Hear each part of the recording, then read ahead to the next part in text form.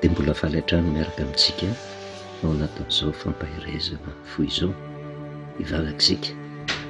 Jehovah-Andriamanitra iray io misaotranao mandrakariva izay mampitombogn'andro fahavelomana izay omenao anay, ka mbola hitezanao manambara ny marina aminay ary ny tanjona kendrenao sy ny anananay fiadanana ety amin'ity zao tontolo izao ity mandalo fotsiny, fa mba hahatonga anay hanana fanantenana ny amin'ny farany ka ho isan'izay andova ny fiainana mandrakizay. Fanahinao masina anao ka marotsaka ho tanteraka, mba nazava ny fo mampanahanay tompo, matakaranay mandrakariva izay lazay ny teninao, dia mitenena Jehovah fa mihaino ny mpanomponao amin'ny anaranao Jesosy, amen. Faly miarabantsika amin'ny anaran'i Jesosy, manonona ny fahasoavana sy ny fiadanan'ny tompo ao amintsika mandrakariva. Raha fitinina ny lalana izorana amin'ny famonjena dia miorina amin'ny fampiompivavahana anankiefatra arak'izay voalazan'i Jehovah. Famonjerintsika ny Levitikosy 7:20, misy soramandry hoe lalàna ny amin'ny fanamasinana ny fitaom-pivavahana voatendrin'i Jehovah. Mangavy antsika mba hamaky ny Levitikosy 7:20 io, fa misy fampiompivavahana anankiefatra miavaka tsara nambaran'i Jehovah dia mahakasika ny fitandremana ny sabata voalohany indrindra no resahany iny. Zay isin'ny fivoriana masina. Manarakarak'izay dia ny andro firavoravona anankitelo no sabata, fa ilay andro firavoravona anankitelo dia ny Pasika izay tandremana ny 14 ny volana Nisana. Manarakaraka azy ny Pentekosta, izay 50 andro aorianan'ny Pasika, ary ny andro firavoravona fahatelony dia ny fitoerana amin'ny tranondrotsakazo ny andro fanavotana izay ambarany hoe ny tabernakely. Ireo fampiompivavahana efatra no mamaritra lalana izorana ho amin'ny famonjena. Raha mijery koa tsika ny Deutéronomia, izay no hitantsika ty amin'ny Levitikosy 7:20. Raha mijery ny Deutéronomia 9:20 tsika dia miresaka ny andro firavoravona anankitelo izay asain'i Jehovah tandremana. Io Levitikosy 7:20 io no averiny aty. Ny sabata tsy adikevitra satria iny efa nisy hatrany amin'ny fiandohana, ka ilay andro firavoravona anankitelo no mamaritra ny fampiompivavahana, famidinana ny fampiompivavahana rehetra tanterahana eo anatrehan'i Jehovah mba hatsapan'ny olona ny tombam-bidin'ny famonjena. Dia ny soramandry eo indray hoe ny amin'ny andro firavoravona telo dia ny Pasika sy ny Pentekosta ary ny tabernakely. Ny Pasika dia tandremana amin'ny 14 ny volana Nisana ny andro firavoravona voalohany. Tsy resahantsika intsony aloha ny sabata. Izay ilay 14 ny volana Nisana izay efa nentina teto amin'ny izao fampahirezana izao, dia raha tamin'ity taona ity dia tamin'ny 17 ny volana Avril, izay ny 14 ny volana Nisana, araka ny didy napetrak'Andriamanitra. Manarakaraka azy ny Pentekosta raha manisa 50 andro aorianan'izay 17 ny volana Avril izay dia ny Pentekosta ara-tsoratra masina manaraka ny fanisan'andro ara-baiboly dia ny alatsinainy, lasa teo 2 ny volana Jiona. Izay ilay Pentekosta, zany hoe fahatsiarovana ny rotsahan'ny fanahy masina tamin'ny mpianatr' Jesosy tamin'izay mino azy. Izay ny andro firavoravona faharoa. Ary ny andro firavoravona fahatelo indray dia ny tabernakely izay tanterahana amin'ny volana fahafito na ny volana Tisri araky ny fanisan'andro ara-baiboly. Ao anatin'izay tabernakely izay de misy karazana fampivavahana tanterahana zay rehefa tonga zany vanim-potoana zany de entintsika eto fa inona no mahatonga atsika miresaka an'izany rehetrarehetra zany, lasa zay ny pasika kanefa tao anatin'izay pasika zay de hitatsika fa nisy ny pasika zay tandreman'ny kristianina tena iverina amin'ny famarinana ny tandrina le 4 ny volana Nisanina zay ny pasika tandremana ny 4 ny volana Nisanina de fahatsiarovana ny fahafatesan'i Jesosy tamin'ny 13 avril io. Kanefa misy ny kristianina ny maro anisa zay mieritreritra fa ny pasika indray de fahatsiarovana ny fitsanganan'i Jesosy de tsy tamin'ny 4 ny volana Nisanina no nanatanterahana zay andro firavoravoana zay fa tamin'ny 20 ny volana avril. Kristianina daholo no mitandrina an'izany rehetrarehetra zany kanefa na izany na tsy zany tsy hoentitsika edikevitra zany fa isaorantsika an'Andriamanitra mandraka hariva fa ny tanjona kendren'ny fampahirezana de mba hahatonga atsika hitodika ao anatin'ny famarinany tenin'Andriamanitra andray fanapahan-kevitra mba hiala amin'ny fahazarana tsy nety rehetrarehetra fa hiverina ao amin'ny fankatoavana ny tenin'Andriamanitra. De le pasika nitandremana tamin'ny 20 ny volana avril fahatsiarovana ny tsanganan'i Jesosy tsy mampanenina zany fa ny pasika nitandremana tamin'ny 4 ny volana Nisanina raha ara-baiboly tamin'ny 13 avril de tena fahatsiarovana ny fahafatesan'i Jesosy ary ao anatin'ny baiboly tsika tsy mahita afa-tsy zay hoe pasika de fahatsiarovana ny fahafatesan'i Jesosy zay fanentsika ny fanazavana lava teto mba ho fampahirezana atsika tsy mampanenina koa nefa raha izay fantatry ny ankamaroan'ny kristianina hoe ny fitsanganan'i Jesosy no tsarovana amin'ny pasika kanefa raha zay voambolan'ny pasika zay na de diso ary zany tsy mampanenina satria ohatrany manamarina ny tenin'ny Paoly apôstôly avy aloha hitory zay te hitory fa Paoly teo anatrehan'izany tsy nampanenina azy zany fa tsy hoe nanaiky ny tsy mariny Paoly apôstôly fa nampiseho kosa ny toe-panahy tsara zay nanana any amin'ny Filipianina toko voalohany ny 5:5 ka hatramin'ny 7:20 ary zay koa no iraisako hevitra ny Paoly apôstôly manoloana ny fanazavana ny teny soratra masina satria na de hitory ny pasika tamin'ny 4 ny volana Nisanina na de hitory ny pasika nitandremana tamin'ny 20 ny volana avril de ny zavatra mahafinaritra aloha de Jesosy no toriana eo sy Paoly apôstôly ary toe-javatra hita eo amin'ny kristianina zany fialonana sy fifanderana aza ozy no torian'ny sasany an'i Kristy ary fifaliana kosa ny sasany an'ny sasany misy tsy fidovizan-kevitra fitiavana ny an'ny sasany ozy satria fantany fa voatendry ho mpanafatsiana ny filazany tsara fifampandaniana kosa no itorian'ny sasany an'i Kristy fa tsy mba fo madio izy ka mihevitra nampifahoriana ny fifatorako aonary noho izy nafa-tsy zao amin'ny atao rehetra na amin'ny fiatsaram-belatsia na marina de Kristy nitoriana ary mifaly am'izany iny mbola hifaly any ka raha mbola Kristy nitoriana na de ao anatin'ny fahadiso-kevitra aza de mifaly aho sy Paoly apôstôly ary za koa mifaly na de misy ary ny tsy fitovizana ny faharesan-dahatra ao anatin'ny soratra masina fa miazo antoka kosa raha tena mikatsaka ny marina ny olona de tsy maintsy tafaverina ho amin'ny marina ary hiala amin'ny lasitra fototra zay miainany raha mbola Jesosy koa no Jesosy ina mahatonga antsika niresaka an'izay nandalo Pentekosta araka ny soratra masina tsika tamin'ny 2 volana Jiona satria zay Pentekosta zay de isana 50 andro ao aoriana ny pasika ho an'izay nitandrina ny pasika ara-tsoratra masina de tamin'ny 17 volana avril zay mifanitsy amin'ny 4 ny volana Nisanina vao manisa 50 andro ao aorianan'io ianao de aty amin'ny volana juin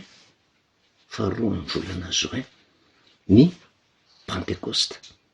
ary raha ny ara-tsoratra masina zay nitandremana hatramin'izay hatrany amin'ny testamenta taloha ka hatraty amin'ny testamenta vaovao zay pentecoste zay, de nitandremana tamin'ny volana fahatelo araka ny fahanisan'andro ara-baiboly, de ny volana sivanina, fahaenina ny volana sivanina, fahaenina ny volana sivanina zay mifanitsy amin'ny faharoa ny volana jiona. Kanefa nisy ozintsika ilay mitandrina ny paska zay fahatsiarovana ny tsanganan' Jesosy tamin'ny faharoapolo ny volana avrily. Raha manisa 50 andro ao aorianan'io ianao de mazava ho azy fa ny pentecosta zay heveriny tokony hifanitsy amin'ny fahasivy ny volana jiona araky ny fanisan'andro ny kristianina, satria izy no nanendry araka ny sitrapony lay paska zay fitsanganan' Jesosy, ary araka ny sitrapony ny olombelona ihany koa natonga an'lay pentecoste zay tokony ho tandremana amin'ny fahasiviny volana jiona, zay ny 50 andro. Kanefa nataony tamin'ny fahavalo zay ho tanterahana rapitso zay fahatsiarovana ny pentecoste zay. Kanefa na le pentecoste tandremana amin'ny fahavalo ny volana jiona, na le pentecoste tandremana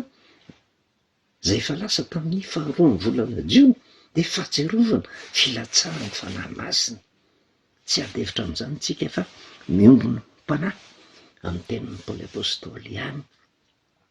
raha mbola kristy toriana, satria raha hiresaka amin'ny fanahy masina ianao de mahatsiaro amin'i Jesosy mandrakariva, de mifaly amin'izany araka ny nambarako hoe raha mbola Jesosy no toriana, na de misy fahadsoa-kevitra ny zoran'ny akamaroan'ny olona ary, raha tena mitady ny marina ny olona de tsy maintsy tafaverina ho amin'ny fahamarinana mandrakariva izy. Ka zay misy pentecoste anankiroa zany tandreman'ny kristianina ao lay pentecoste ara-tsoratra masina zay tamin'ny fahaenina ny volana sivanina tamin'ny 2 juin, ary eo lay pentecoste araky ny sainan'ny zanak'olombelona zay tandremana ny fahavalo ny volana jiona. Raha mbola kristy toriana de mifaly amin'izany isika. Kanefa inona ny tiantsika ampitaina? Lalana tsy maintsy andalovana nefa zay andro firavoravona telo zay, tsy mbola resahantsika le ary amin'ny Levitikos 17:20 le fampipoto vavahana zay nasain'i Jehovah tandremana efatra zay mitomboka amin'ny sabata sy manaraka ny andro firavoravona anankitelo. Fa le andro firavoravona tsy maintsy andalovana zay niresahantsika tamin'ny farany hoe le paska fahatsiarovana ny fahafatesana Kristy, de iny ny fitombohan'ny dia izorana amin'ny lalan'ny famonjena raha fantatritsika tsara. Tsy mbola voavonjy ny olona fa afaka fotsiny, ary misy antony matoa nanendry ny vanim-potoana anankiray Andriamanitra de ny pentecoste. Ary fantatritsika fa Jesosy tena Andriamanitra zay milaza de milota amin'ny andro fahavelomany ny fiaviany io vanim-potoana io zay hanirahan'ny fanahy masina hirotsaka amin'ny olona. De amin'ny andro pentecoste 50 andro aorianan'ny fahafatesany lazaitsika fitombohan'ny dia ny paska, fa tsy fiafaran'ny dia akory, fa ny madiso hevitra ny olona vokatry ny tsy fantakaran'ny soratra masina. Vao tonga ny paska de efa fieritreretana efa voavonjy izy, dikan'izay efa voavonjy izay efa tonga izy, efa nifarana ny dia. Ary zay tsy atakaran'ny olona tsony lalam-pamonjena zay soritan'Andriamanitra, fa fiatombohan'ny dia. Ka raha ataontsika hoe gara tsy maintsy andalovana ny andro firavoravona telo, de nandalo tamin'ny gara voalohany pentecoste, ny gara faharoa tsy maintsy andalovana, ny gara voalohany de ny paska, ny gara faharoa tsy maintsy andalovana de ny pentecoste. De io pentecoste io masitsika resaka indray, satria mino aho fa efa manomboka mazava amintsika ny resaka paska. Kanefa de takany hoe arakaraka ny le gara nandalovana no mamaritra ny gara faharoa. Ka raha le ara-tsoratra masina ny gara voalohany 17 ny volana nisanina, de zao ny gara faharoa andalovana de fahaenina ny volana sivanina, volana fahatelo ara-tsoratra masina, de tsy mitovy le fiaingana nefa. Fa ny fiaingana tamin'ny 13 avril ny 17 ny volana nisanina, fa le fahatsiarovana ny fitsanganan'i Jesosy de 20 ny volana avril, de miainga tary amin'ny faefatra amby folo ny volana nisany nanany 13 avril de ny faharoa ny volana jiona zany le fahenina ny volana sivanina ny pentecoste. Fa raha miainga taty amin'ny 20 avril de ny kristianina zay nitandrina ny pasika tamin'ny faharoapolo ny volana avril de ny pentecoste tany anazy dia ny fahavalo ny volana jiona. Tsy mitovy ny garantalovana kanefa mitovy ihany le tsarovana pasika fa tserovana an' Jesosy.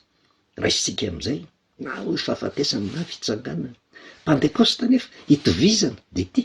fa tserovana mirotsahany fanahy ary teo nametra antsika fanontaniana raha tena manaraka ny soratra masina de ny faharoa ny volana jiona no nandrotsahana ny fanahy masina, zany hoe ny fahenina ny volana sivanina raha ara-tsoratra masina no nirotsahany ny fanahy masina araka an'Andriamanitra. De eo mametraka fanontaniana hoe raha tsy tamin'io fahenina ny volana sivanina io de inona ny zavatra hitranga zany am'le fahatserovana ny firotsahan'ny fanahy masina taty amin'ny fahavalo amin'ny volana jiona. Tsy andehtsika anentsika an'izan'izy fa hoe mifaly ozy ny lazain'ny Paoly apôstôly satria mbola Jesosy no toreny. De eo mijerevantsika hoe io pentecoste zay ho tanterahana tandremana io andro firavoravona faharoa de araky ny teny fikasana zay nomeny Jesosy amin'ny Jaona toko fahaenina amby folo, Jaona toko fahaenina amby folo ny 15 ka hatramin'ny raiky amby folo de vakitsika zay tsy tonga ho azy io ary tsy olombelona ny nametraka an'io fa tena sitrapon'Andriamanitra. Ary ny sitrapon'Andriamanitra de mazava précis rehefa miteny izy am'izao de amin'ino. Matetika moa fahitatsika hoe tena misy mifanova fotoana sy lalàna efa misy hatramin'ny testamenta taloha zany kanefa araky ny sainany olona, ny eritreritiny olona, fahendreny olona nanendreny ny fampivavahana zay tsy mifanaraka amin'ny sitrapon'Andriamanitra. Avelan'Andriamanitra hitrango zany e, satria nahoana raha mbola tsy maty de mbola mahazo misy ny fialanenina ataon'Andriamanitra. Kanefa iny pasika iny ny farafialanenan'Andriamanitra faratapony mba handraisan'ny olona ny famonjena. Taty amin'ny Jaona toko fahaenina amby folo ny 15 ka hatramin'ny faraiky amby folo tsy mampaninona fa mandeha miada antsika. Tsy voatery hoe amin'ny andro pentecoste fotsiny no resaka mahakasika ny fanahy masina tsika fa zay le andro firavoravona faharoa de mbola isy ny andro firavoravona fahatelo ao anelan'elan'izay tsika hitondra ny fanazavana mahakasika ny pentecoste. Aty amin'ny testamenta vaovao ny hijerevantsika azy aloha Jaona toko fahaenina amby folo ny 15 sy manaraka hoe fankehitriny mankany am'izay naniraka aho ary tsy misy aminareo manontany aho hoe ankaiza ianao, fa satria nilaza izany taminareo de votina alahelo ny fonareo. Tamin'io vanim-potoana io Jesosy Kristy de gaga mijery an'ireto mpianatra reto satria tena nalahelo ny mpianatra ary fantany tsara ny te-panahy reto mpianatra reto satria io Jesosy Kristy io raha niaraka taminy de intelo mazava tsara izy no niresaka tamin'ny mpianatra hoe tsy maintsy handalo fahafatesana. Ary rehefa niteny an'izay Jesosy de votina alahelo ny mpianatra kanefa eto amin'ity indray de hoe akany amin'ray de gaga ny mpianatra. Le fahafatesana ve nyresahany amin'io sa ho aiza de misavoritaka ny sain'ny mpianatra tsy azony le zavatra mitenen'i Jesosy Kristy satria zava-miafina aminy zany rehetrarehetra zany fa nalahelo fotsiny izy. Te antany izy nefa tsy hitan'izay ho anontaniana le fahafatesana ve nyresahany sa zavatra hafa. Fa nitohizan'i Jesosy le hafatra fa izaho milaza ny marina aminareo izy mahatsara anareo ny fialako. Ary zay le zava-dehibe tiany Jesosy mba ho takatry ny mpianatra fa amin'ny vanim-potoana io tsy mbola azony zany rehetrarehetra zany, tsy maintsy miala izy. Zany hoe fialany voalohany tafasaraka ny mpianatra amin'ny alalan'ny fahafatesana zay ho avy satria tamin'ny Jesosy mbola velona izy io miresaka ny mpianatra io manome ny teny fikasana ka raha niteny izy hoe mahatsara anareo ny fialako de zao ho faty izy aloha zay fa famarinana voalohany fa raha tsy ala de tsy ho avy aty aminareo ny mpananatra fa raha andeha de rahako aty aminareo izy. De rehefa jerevana maty tokoa Jesosy fa ngamorotsaka tamin'ny mpianatra ny fanahy ny mpananatra, nitsangany Jesosy rehefa avy eo ngamorotsaka tamin'ny mpianatra ny fanahy. De eo no amantarantsika hoe inona no tiany Jesosy volazay am'ty hoe mahatsara anareo ny velako fa raha tsy ala de tsy ho avy aty aminareo ny mpananatra. Ka raha ny ala Jesosy tamin'ny fahafatesany tsy tonga ny mpananatra kanefa famarina zay fielan'i Jesosy zay misy antony manokana asaina mahatsiaro aloha zay le fahafatesan'i Jesosy inona ny antony nahafatesany fa tsy mbola azon'ny mpianatra zany fa tsy maintsy miala izy fa raha miala izy ozy de tsy raha tsy mahatsara anareo ny fialako fa raha tsy ala ozy de tsy ho avy aty aminareo ny mpananatra fa raha andeha de irahako aty aminareo izy. Aniraka io mpananatra io le fanahy masina rehefa lasa zany Jesosy de irahana fa lasa makaiza le fahafatesana ve sa inona. Raha tonga izy ozy de milaza am'izay izy fa raha irotsaka io fanahy masina io de misy famantarana nambaran'i Jesosy fa raha tonga izy hampiaiky zao tontolo zao ny fahotana zay ny famantarana voalohany makasika ny firotsahany ny fanahy ny fahamarinana zay ny famantarana faharoa hanambarana ny marina ary ny famantarana fahatelo de ny fitsarana ny fahotana ozy satria tsy minoa izy, ny fahamarinana satria makany am'ray aho ka tsy mahita intsony ianareo, ny fitsarana satria ny andrinan'izao tontolo zao de efa voatsara. Ao anatin'izany no amaritan'i Jesosy le fialany satria tamin'ny vanim-potoana io mbola velona Jesosy ny tsy ialany voalohany tafasaraka tamin'ny mpianatra satria maty teo amin'ny hazo fijaliana izy nalevina tsy tamin'ny mpianatra tsiny fa nisy fanamorotsaka taminy ve fa ny zavatra nresahan'ny faharoa indray le fahamarinana makany am'ray a dikan'izany zany de hiakatra ho any an-danitra izy. Ahoana ny fomba fiseho an'izay mbola zava-miafina ny mpianatra indray zany ary zay ny tsy atakarany satria mbola tsy niasa tao anatin'ny fanahy masina. Ary ny famantarana fahatelo ny andrinan'izao zao tontolo zao izy de voavoatsara entina ilazany de voly sy ny satana reo famantarana telo reo ny asan'ny fanahy masina raha vao mirotsaka izy amin'ny pentekosta ka raha tena le pentekosta ara-tsoratra masina mitandreman'ny olona de reo ny famantarana de eo tsika ny mandeha tena fa tonga ny andro firavoravona ny pentekosta faharoa manahoana zay fanahy mirotsaka ao anatintsika izay a de natoko sy mino fa Andriamanitra no amehery antsika mandrakarifa mba fatafatsika amin'ny marina voninahitra ho an'Andriamanitra rereny vavatsika Jehovah Andriamanitra ray sotranao indray zay no ny famarinana zay naseho aminay natoko sy mino fa io fanahy efa narotsako io manazava-sainanay sy hidaridalina eo amin'ny marina mandrakarifa misaotra indrindra ray ny anaran'io Jesosy. Amen. Anavalomantsika amin'ny anaran'i Jesosy manonona fahasoavana sy ny fitanan'ny Tompo amintsika mandrakarifa.